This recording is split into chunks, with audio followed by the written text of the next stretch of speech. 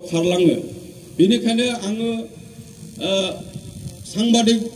बिथांमोनखौ बुङो सांबादिक बन्धुসকল মই কৈছো जे नोंथांमोनहा मोनसे माने थि एकदम माने रियल पिक्चारखौ नोंथांमोना स्पटआव फैनानै जोंनि साननाय हनाय बायदिसिना जोंनि बुंनाय मावनो लानाय थांखिफोरखौ नोंथांमोना फोसावो बेखिनिखौ आङो अराय बुंबोदों आरो बुंबाय थागोन जे जोङो बर' थुनलाइ आफादखौ दादोंमोन जोंनि एम्स एन्ड अबजेक्टआ बिराद गुवारमोन दिनै माखासे बेवहाय बारग' आफादगिरिफोरनि हर्डिंखौ होनाय जादों सोरबाया सानदों जे पलिटिकेल मानसिखौल' होदों नाथाय गासैबो लामायाव नाय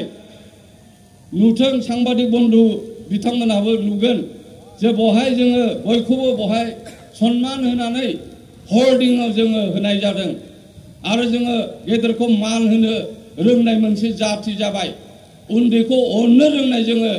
मोनसे जाति जाबाय बे हिसाबै जोङो उन जानानै थानायनि खुनु खोथा गैया जों चेलेन्जिं कम्पिटिशन मुगायाव जोङो चेलेन्जिं मुडाव जों थांफानांगोन आरो इनफरमेशन टेक्न'लजिजों जों खारफानो हानांगोन बेखिनिखौ आं बुंनानै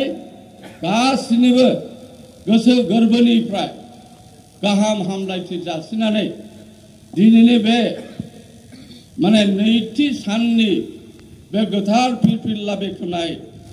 माने दैखांनाय बे बुब्लियाव आंनि सुंद' बिबुंथिखौ एसेयावनो फोजोबबाय गोजोन्थों बर'सा देरहासार